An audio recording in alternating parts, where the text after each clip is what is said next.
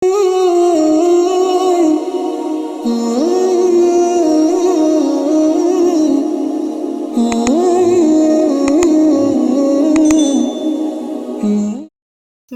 الله الرحمن الرحيم والنازعات غرقا والناشطات نشطا والسابحات سبحا فالسابقات سبقا فالمدبرات أمرا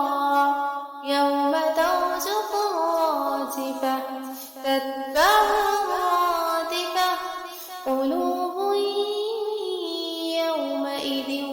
واجفة أبصارها خاشعة يقولون أئنا لمردودون في الحافرة أئذا كنا عظاما نخرة قالوا تلك إذا كرة خاسرة فإنما هي زجرة واحدة فإذا هم بالساهرة هل أتاك حديث موسى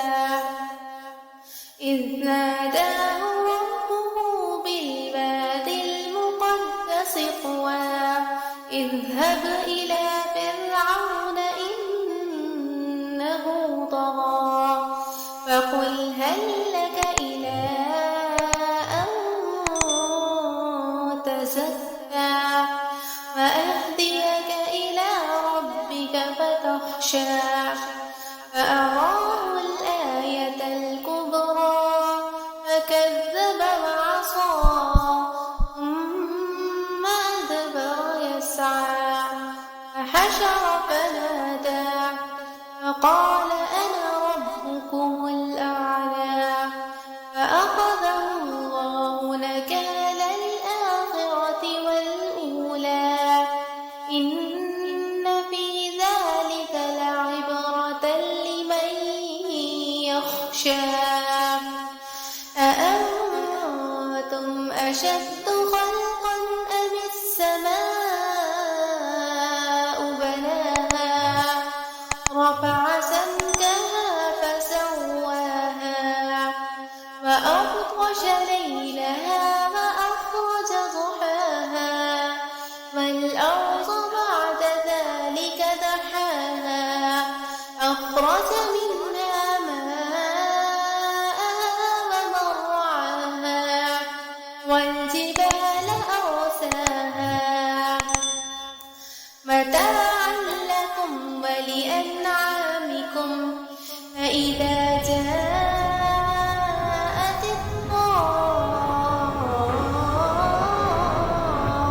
الطامة الكبرى يوم يتذكر الإنسان ما سعى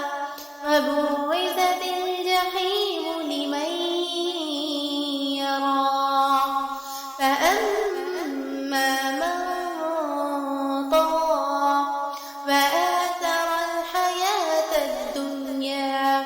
فإن الجحيم هي المأوى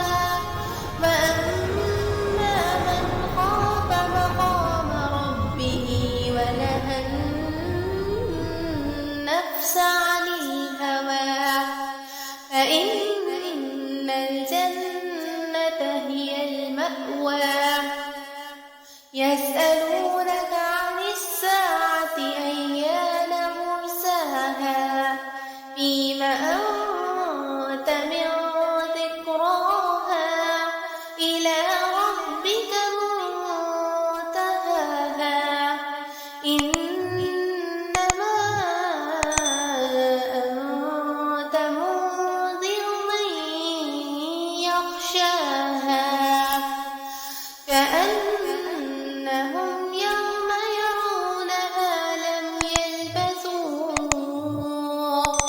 لم يلبثوا إلا عشية أو ضحاها